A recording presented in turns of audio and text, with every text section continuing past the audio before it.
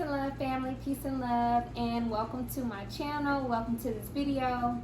Per usual, I pray that this video finds you feeling amazing, because you are absolutely amazing, and it's my mission to remind you of that, and my duty to remind you of that every single day.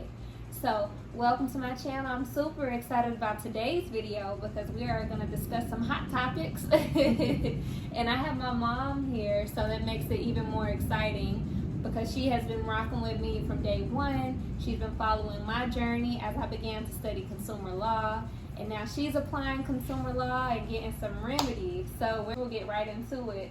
Well, she has actually had remedy with a car. She got sued by a debt collector, and she went to court and won her case. So we're going to talk about that today, because a lot of us are a little bit intimidated when we start talking about going to court.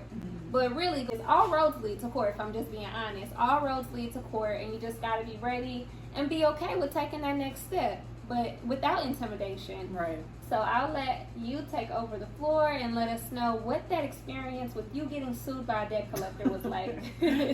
Right. So let me start off by saying, this journey has really, when we talk about unlearning, learning, that whole process, like what I was taught growing up, pay your bills on time, make sure your credit stays straight, that kind of thing, and watching the journey and watching her journey and looking at consumer laws and still being a little bit skeptical, like, this doesn't sound right. Like, this sounds like a conspiracy theory. I'm going to go to jail. Like, because it's right there. Yeah. And it's like, why aren't people doing anything? Right. Why are all these people still out here stressed out behind bills and debt and going to court? And like, everything's already paid for, so just allowing that to sink in, no, this is law, clearly the government, the feds understand that we've been bamboozled, and now they put some things into place to protect us, so that was my first challenge, is to first kind of internalize that part. But anyway, my husband was sued by a debt collector for a loan that he had applied for online, and it was one of those loan, apply here, pre-approved, whatever. And really, it's a pool. It's just like the people at the car dealerships. They lure you in, make you feel like you're getting a loan with this one company. However, it goes into a pooling system, and you've got all these different banks that are trying to compete, basically for your social to get your money. Right. So that's kind of what happened there. So the loan had exchanged hands a couple of different times. Mind you, it's from 2018. Wow. So here comes the letters. The letters start flying in. We're so and so. Attorney representing such and such, trying to collect this debt in the amount of yada, yada, yada. They did have the disclaimer of, you have 30 days to respond. If you don't respond, we'll consider that the debt is valid, or however they worded it. At the bottom, though, it said this is from a debt collector, and this is an attempt to collect the debt.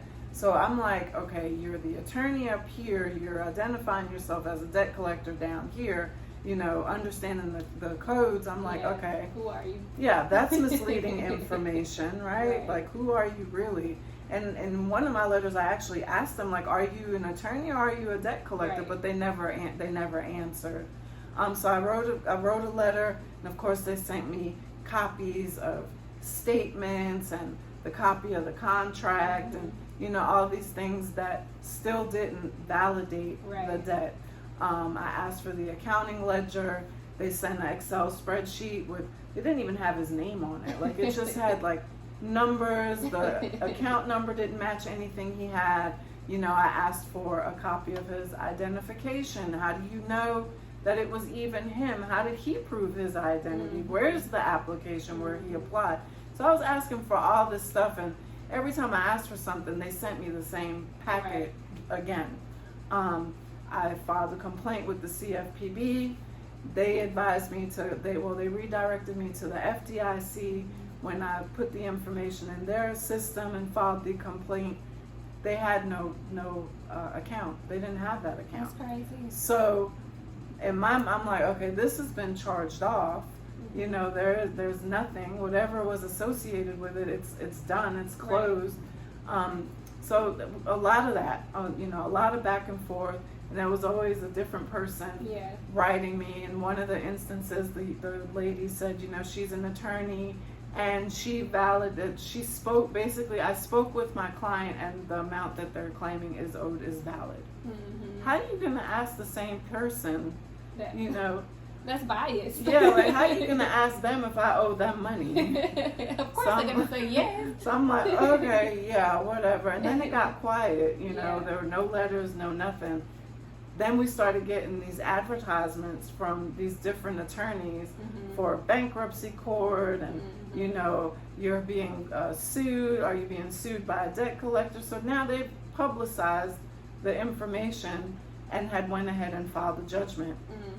So I get a knock on the door, and it's a sheriff with his cute little pink paper, you know, telling me that we've been summoned to come to court.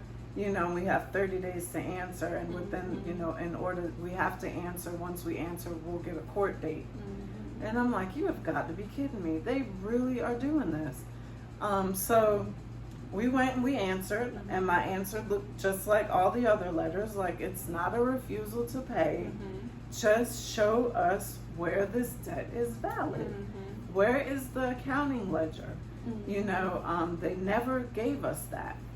And so we answered, and then they responded to us and said, you know, we've got notice that you responded to our claim, and we just want to try to make arrangements with you. They always So do that. yeah, so you don't have to go to court, and we can settle. You can pay $200 a month Like starting on starting on this day. And you know, and the way that they wrote it, you know, it was like, this is, you know, this is really going to help you. We're here for the people, you know.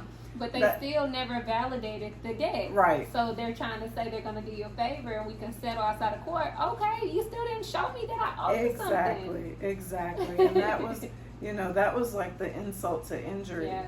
You know, we've come this far, and you still think that we owe you something.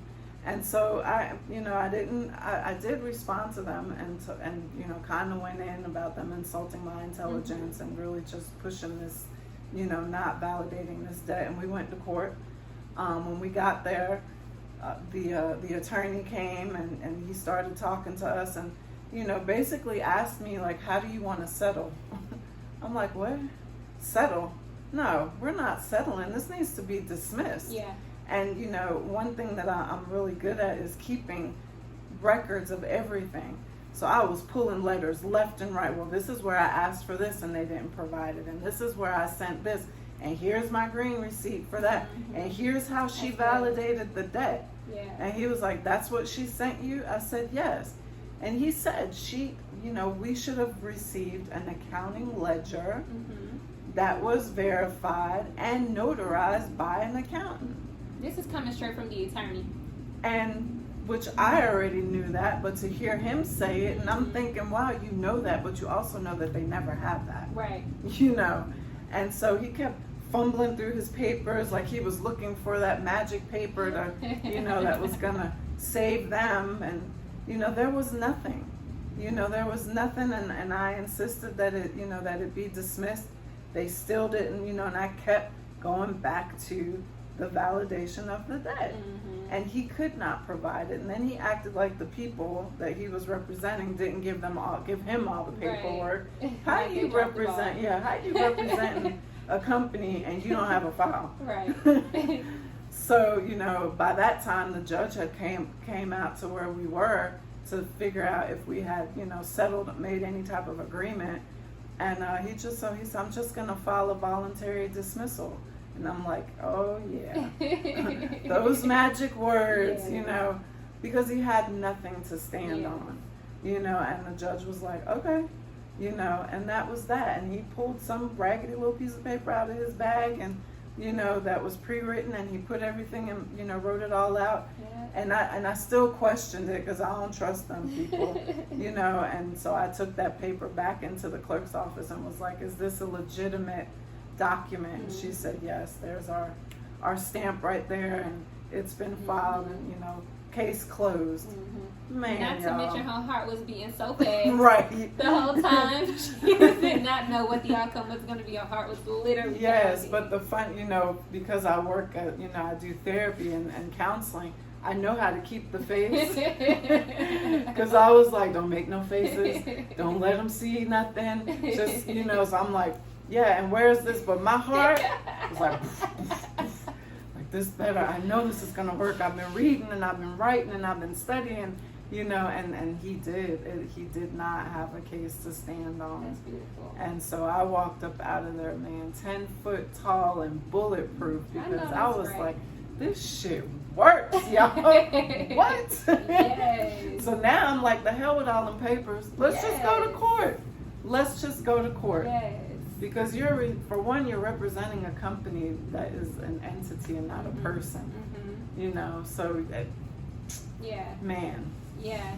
And the funny thing is, her confidence now is through the roof when it comes to dealing with these corporations, because she had that win, she got that remedy. But prior to that, just like many of us, when we come into studying consumer law, we're like, all right, this sounds a little bit sketchy, right, because it's right in your face. And what did they say? You want to teach somebody something, you hide it in plain sight. So a lot of us have come across this information and we're aware, but we're like, I'm going to just see if it works for someone else. So like my mom has been able to watch my journey, watch my process, but did not come with me right away. She still was like, I'm going to just watch you from afar. I'm going to study though, but I'm going to still watch you and see what comes of that. So for my mom to literally apply her own process, because I don't do nothing for my family. I don't do nothing for them. She don't. I don't. It's like having, you have a family member that's a hairdresser, but they never want to fix your hair because they busy, but they hooking everybody else up. That's how that works in this house. I got all the information, but I'm not getting the answers. I got to look it up for myself. Yes. But I'm grateful for that, because it makes me, one of the biggest things is you have to apply it to yourself. Yes. Like you have to use your energy, your heart, your spirit when you are writing these letters. That's not something that can be passed on in a template. Correct. It's nice to have a format and a layout to look at, different flows and things like that. But there's words, I know I don't use them damn words that I've seen in some of the templates. I don't write like that. I have my own style, because what'll happen is if I just copy something, when someone asks me the question, I'm not going to know the answer. Correct. But if I know I wrote it with my words, with my juice and my power, I'm going to remember what I wrote. And so it's about retention. It's hard to retain things if you're just copying it from one to the other. Especially if you're using a computer. That's like the for sure way not to know how to. And that's why I always say, with those templates, just use it as a reference, but add your own sauce. Add your own sauce, make it your own, and it's an exchange of energy. Everything is energy. If your intentions are pure, you move it in good faith with clean hands, you write those letters, you'll come out on top. You will win. You will get that victory. And literally testimony right here, a walking example that once you apply those processes, don't copy and paste, come out on top. She was sued by a debt collector, and ended up winning. She walked out of the courtroom. They filed a voluntary dismissal because they could not validate the debt. And that's what it boils down to. Show me that I owe you something. I don't mind paying you. I just need to make sure that this is a lawful debt and that I owe you something. So and that's the biggest thing. I'm so proud. That's the biggest thing. Like, I'm not refusing to pay. Because some people be like, man, I ain't paying that shit. But and now no. You're in dishonor. So you're in no, dishonor. I'm not refusing to pay. I just need you to give me X, Y, and Z. For my records. I might have forgot. True. And that happens. We could very much so enter into a loan agreement in 2010 and forget. Absolutely forget what we applied for. So with her journey, her experience, she was saying, for my records, actually this entire process, she kept records for herself and to share with you. So she documented the entire process from start to finish, and she has record of the court documents, even the voluntary dismissal paper she was talking about, she had to go ask the clerk if this is legit. Right. She has a copy in her book, so you can see exactly what she's talking about. But she was able to take this entire experience, put it into a book for you to be able to keep, download for yourself. And if you are ever in this situation, you can use her experience as a reference to guide you through. And that was really the purpose of her putting together that book, so that we can empower one another. So that book is literally How to Get Sued by a Debt Collector and Win. It shows you her entire process from start to finish. And it's great. It's absolutely great. It's actually probably one of my favorite reads because it's really simple and straight to the point. Even though I was there, it was just nice to also, read it in a book. So I encourage you guys to definitely grab that if you, plan on taking it to court, or you're in a situation where you have to go to court soon. So yeah, and the other thing is it's not on our credit report. Oh, right. Yeah, so it's not on the credit report either. So it's crazy. Yeah, it wasn't there to begin with. That was the like. Where did y'all come from? Out of the clear blue sky. Yeah, trying to get some money from you. Yeah. Thinking you will know your rights, thinking you will know your consumer rights. Right. But the truth of the matter is, y'all, and I always mention this, you as a consumer, you are the most important piece on the chessboard. You are most important and most powerful because you have these consumer rights and you're literally federally protected. So all of these laws that you're coming across and reading, those are to protect you as the consumer, so that in these situations you win. You already have your ammunition. There's nothing else to talk about, Right. Which leads me to the next point. So my stepdad also bought a car about 8 months ago. 8 months ago, bought a car. Same thing as it relates to debt. Okay, I am applying for a loan. I'm applying for a new car. Wonderful. You say you extended me money. You gave me a loan for this vehicle. Can you prove that to me? So the moment they got the car, she immediately went into the process of the debt, validating the debt. Like, I just need to make sure this is an accurate debt before I start making car notes. Have you made a car note since you had the car? Not one. She hasn't made one car note. And the debt's been discharged. And the debt is no longer. Yeah. It's just not. It just went away. Yeah. Like I looked at my credit report one day, and then there it was across all three agencies, like discharged, charged off. Yeah. So that was a whole nother paper tag thing. 6 months, so that was a long process. And they were, I would send them stuff, they would open the envelope, put it back in the envelope, and send it back. Like Chase was on some real brand new stuff. Disrespect. On some brand new stuff. Yeah. They didn't but once you open it, it's yours. Yeah. You know, you signed for it. I've got those receipts. I mean, they really tried me. Yeah. But they didn't win. Nope. And Chase is one, they really, really will try your gangster. Chase will go back and forth with you. And like she said, they were opening up the mail, putting the letters back in the mail and sending it back. You can't do that. Once you open what did it say? Intercepted by security. Yeah. Y'all done opened it. What did you intercept? Yes, there was a stamp on it that said it was intercepted by security, but the document had been opened. Right. Unsealed. So that was another thing. Yeah. But that was about 7 months ago.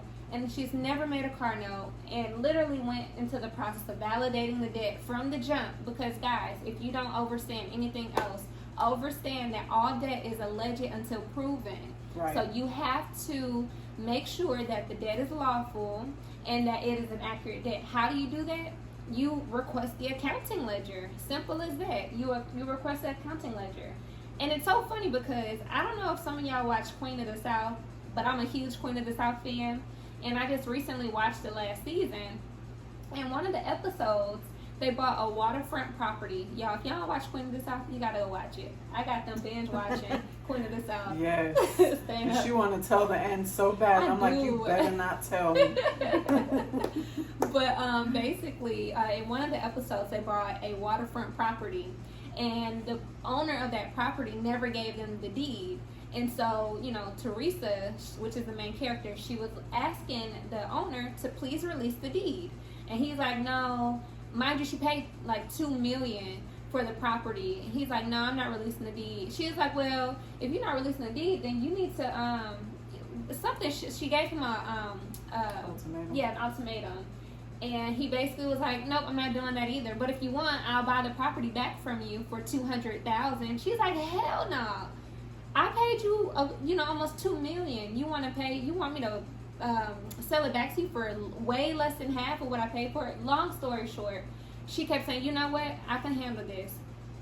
Let me see the accounting ledger. Let me see the accounting ledger. She kept asking his whole team, show me the accounting ledger. They did not show her the accounting ledger. So, if you know anything about Queen of the South, she a gangster. And so she basically was like, if he don't show me the accounting ledger, I'm going to kill him. Because the accounting ledger is that proof. It's proof that, any transaction actually happened. Without it, you're basically just giving money away. Without it, there's no proof. There's no proof of a debt. So Queen of the South, Teresa, was like, if you don't show me this accounting ledger, I'm going to kill you. I ain't gonna tell y'all what happened, but the accounting ledger was not, it was no accounting ledger. They did not produce it. So whatever had to happen, because again, don't try to play me. Mm-hmm. Don't try to play me. Don't try to collect no debt from me. Don't sell me something, then try to buy it back from me, and you ain't even showing me the original transaction. Right. So with that being said, it just got to do what it do. So congratulations to you. Super, super, super excited and so proud of you and your remedy. Thank you. Because now it gives more fuel to your fire. Yep. Once you get them things on your belt, now you like, it's on and popping. Yep, supercharged. Yeah, supercharged. And that's what I try to encourage everyone else. Do it for yourself. Like, it's one thing if you don't have the time, or, you just, some people don't have the ability to process the reading and things of that nature. So I get that part. But if you are capable and you can apply these processes yourself, it's empowering, y'all. I cannot stress that enough. Like, I feel invincible. And it's been a little over a year for me applying these processes, but today this is the first time that in my life that I understand nirvana. I understand heaven on earth. This is freedom. This is true freedom for me. Freedom to know that I am powerful. I am invincible. That anything that I want to obtain in life, I can have it. There's no such thing as debt. Our birthright is freedom. So to tap into that, it's true nirvana. Like, I get it now. Finally get it. Yep. And, just having my family jump on that with me. And one thing she didn't mention either, she quit her job. Right. She quit her job. That was another thing, knowing that those jobs, it's a modern day it's modern day slavery. And so she has since quit her job. It's been about 2 weeks now. Quit her job and is embarking on true freedom.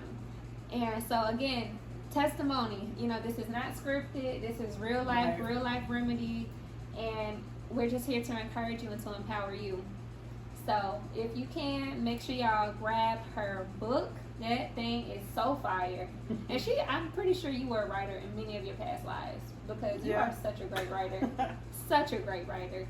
And that would be a great resource for you, something to reference, because again, we said it earlier. Well, she said it. I don't want to play paper tag. I want to go to court. Right. Like, I just want to go to court. Yep. And I don't mind now. Yeah. I don't mind because of what I know. Yes. And it was a huge adjustment. Mm-hmm. I was always taught to work hard, for the things that you want, and then you'll get freedom. And that's really not, it's the other way around. It's the other way around. So, if you're part of the older generation, I'm 51 years old, and I feel like I'm starting all the way over, learning this stuff. But it's so different this time. Yeah. Because for one, I see the results.